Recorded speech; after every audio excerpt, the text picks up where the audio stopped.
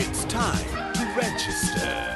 The Electoral Commission of Zambia will be conducting mass voter registration across the country from the 13th of October to the 11th of November 2025. If you are 18 years and above, a Zambian citizen and in possession of a Green National Registration Card, NRC, you qualify to register. If you registered in 2020 or during continuous registration of voters and you still have your voter's card, you don't need to register again. During this registration period, ECZ will be providing the following services: new registrations, replacement of lost, destroyed or defaced voters' cards, transfers from one polling station to another, claims for omission on the register of voters, corrections of clerical errors, and removal of deceased voters. Registration centers will be open throughout the week from 8 hours to 17 hours. Register now. It's your right. It's your choice. This message is brought to you by the Electoral Commission of Zambia.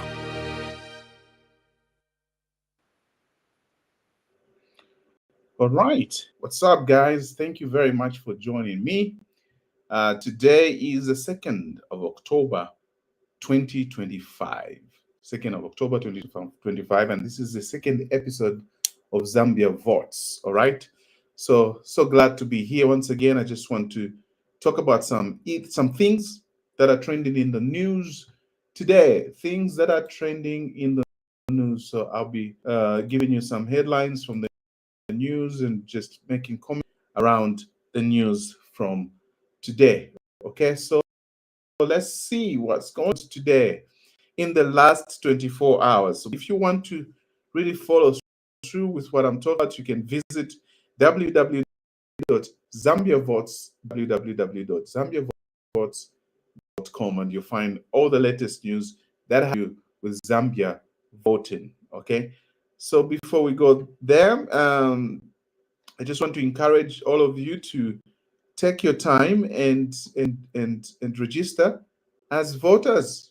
If you haven't registered as a voter, that's the most important thing. We can talk about Zambia votes, but if you never took your time to go and get your voter's card, or if you've lost your voter's card to replace it and so on and so forth, if you've shifted into a new location, if you have not taken the time, what's the point of even talking about voting in 2026? So please take your time to take, to vote. So I'm gonna play you this advert from ECZ so that you can be reminded. It's time to register. The Electoral Commission of Zambia will be conducting mass voter registration across the country from the 13th of October to the 11th of November 2025. If you are 18 years and above, a Zambian citizen and in possession of a Green National Registration Card, NRC, you qualify to register. If you registered in 2020 or during continuous registration of voters and you still have your voter's card, you don't need to register again. During this registration period, ECZ will be providing the following services: new registrations, replacement of lost, destroyed or defaced voters' cards, transfers from one polling station to another, claims for omission on the register of voters, corrections of clerical errors, and removal of deceased voters. Registration centers will be open throughout the week from 8 hours to 17 hours. Register now. It's your right. It's your choice. This message is brought to you by the Electoral Commission of Zambia.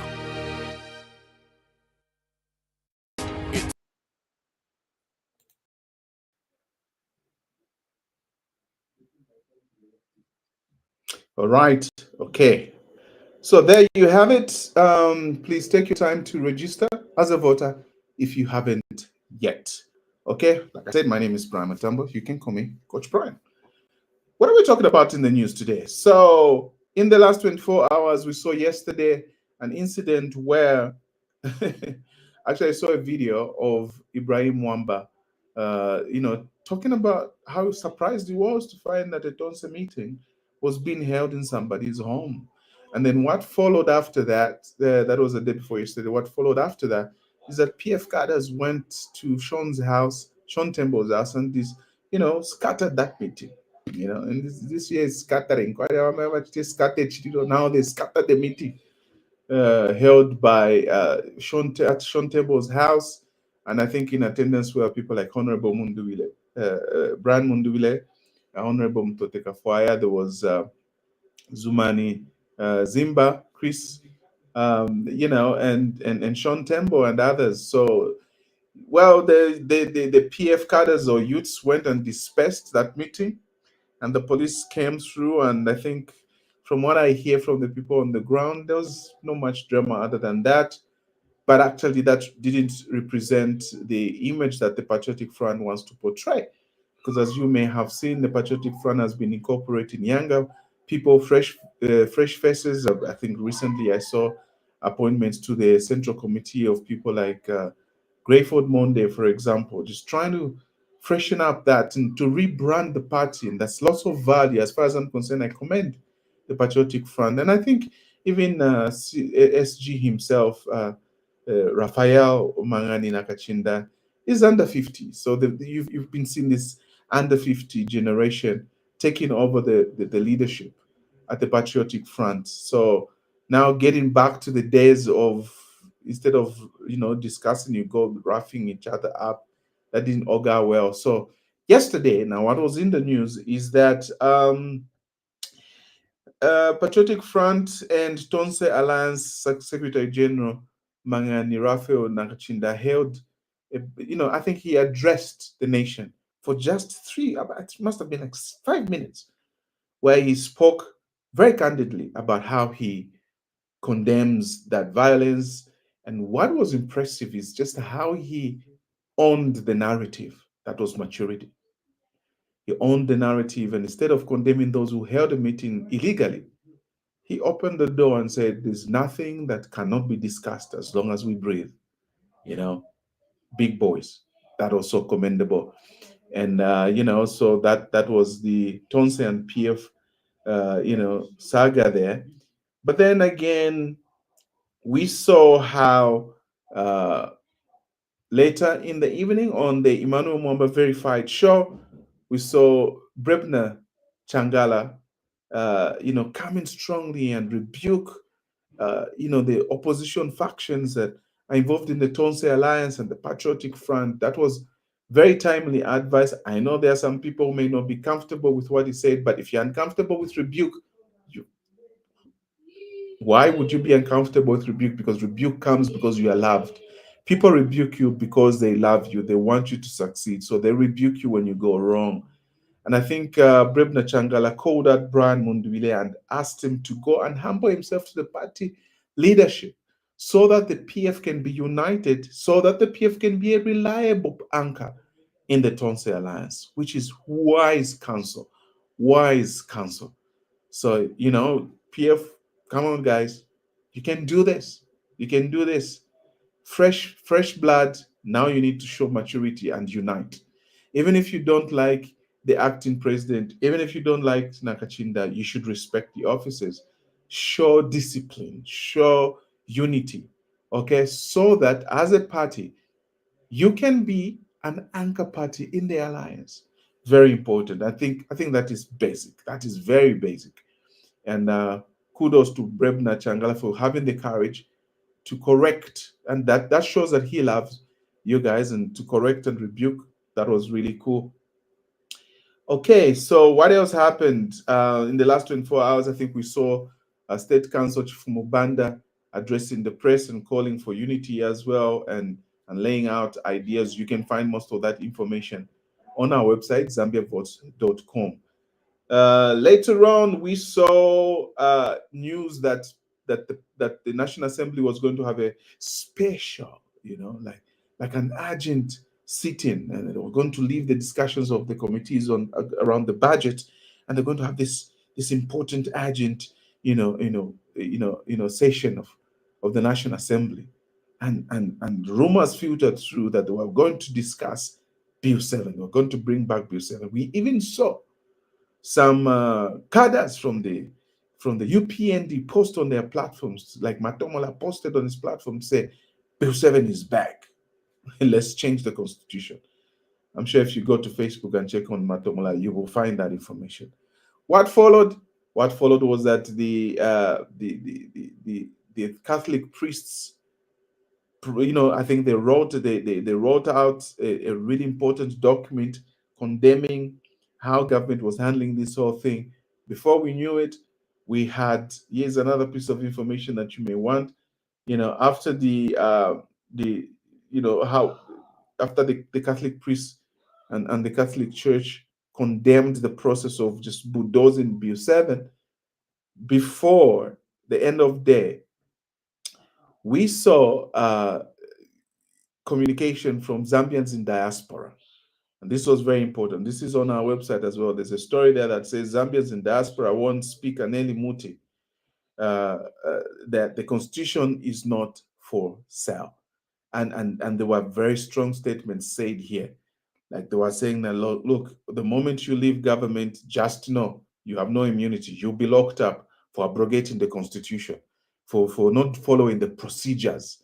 Okay, because they are laid out procedures for doing these things. And if someone uses force and whatever protection they think they have, and then just abrogate the constitution, when that protection is no longer there, when peradventure President Hakainde Hichilema is no longer there, Speaker Muti is going to be on her own, and she can be sued and she can be locked up for going against the procedure. We have seen people who have been locked up for doing their job, but no, you didn't follow the procedure.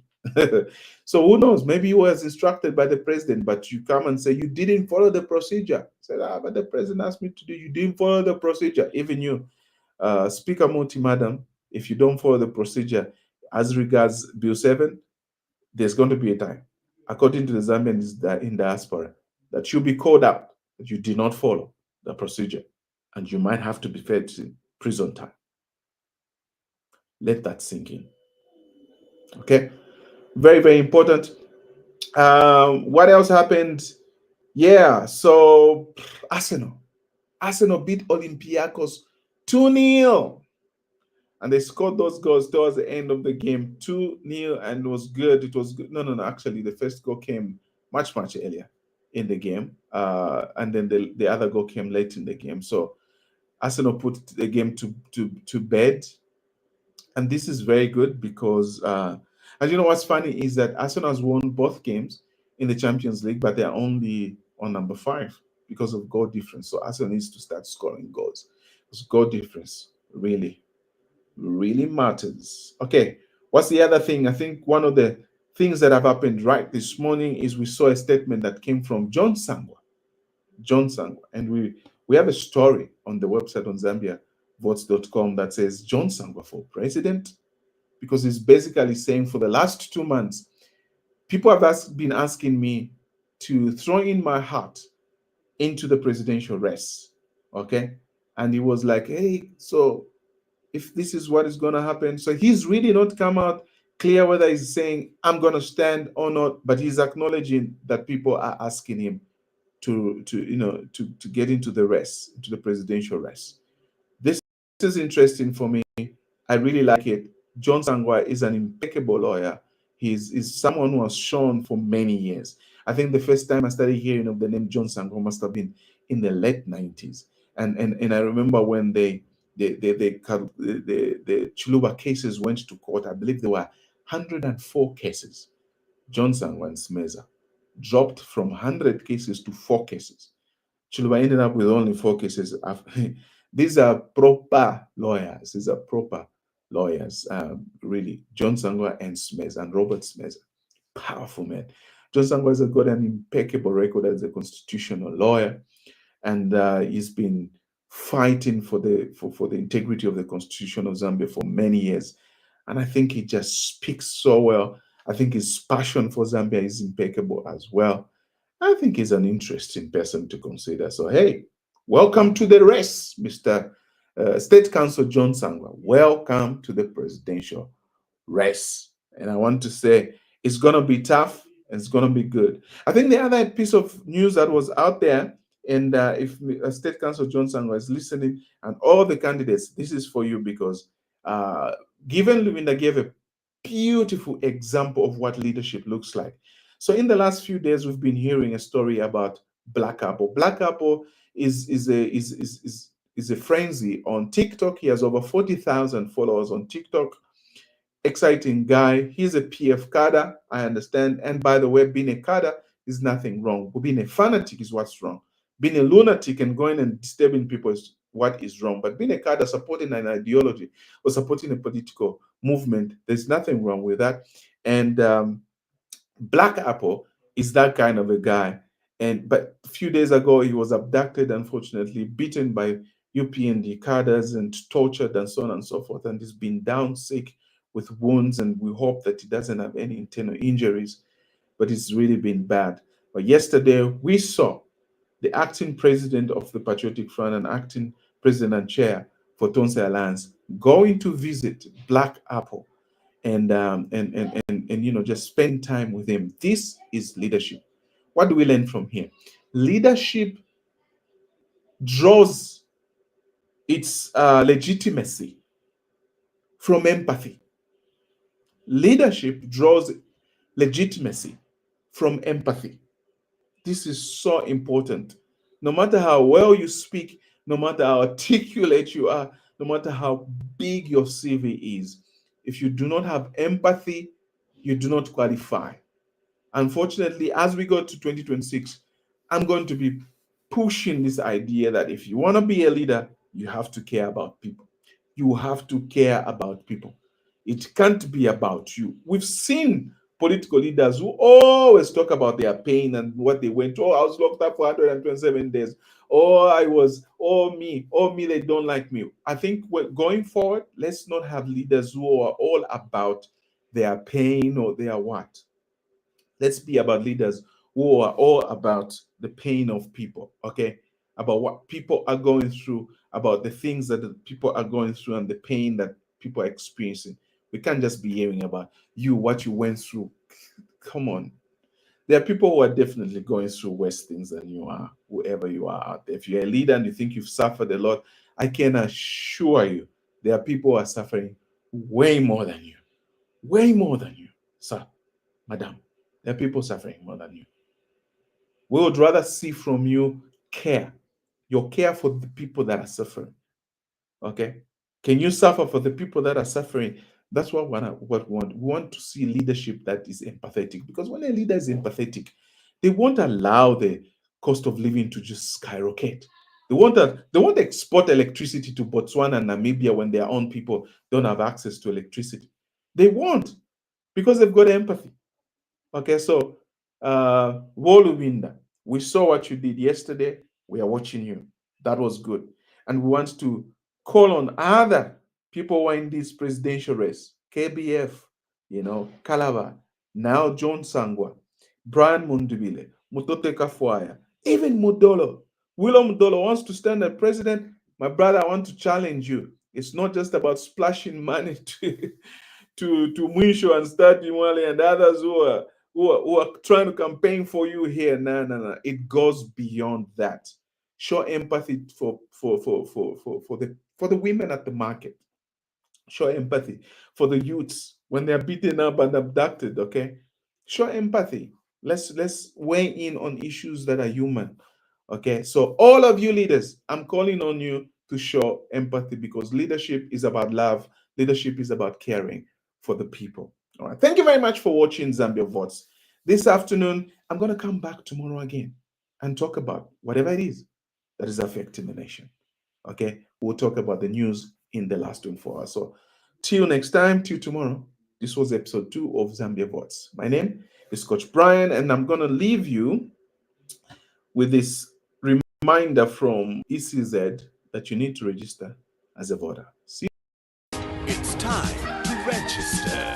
The Electoral Commission of Zambia will be conducting mass voter registration across the country from the 13th of October to the 11th of November 2025. If you are 18 years and above, a Zambian citizen and in possession of a Green National Registration Card, NRC, you qualify to register. If you registered in 2020 or during continuous registration of voters and you still have your voter's card, you don't need to register again. During this registration period, ECZ will be providing the following services: new registrations, replacement of lost, destroyed or defaced voters' cards, transfers from one polling station to another, claims for omission on the register of voters, corrections of clerical errors, and removal of deceased voters. Registration centers will be open throughout the week from 8 hours to 17 hours. Register now. It's your right. It's your choice. This message is brought to you by the Electoral Commission of Zambia.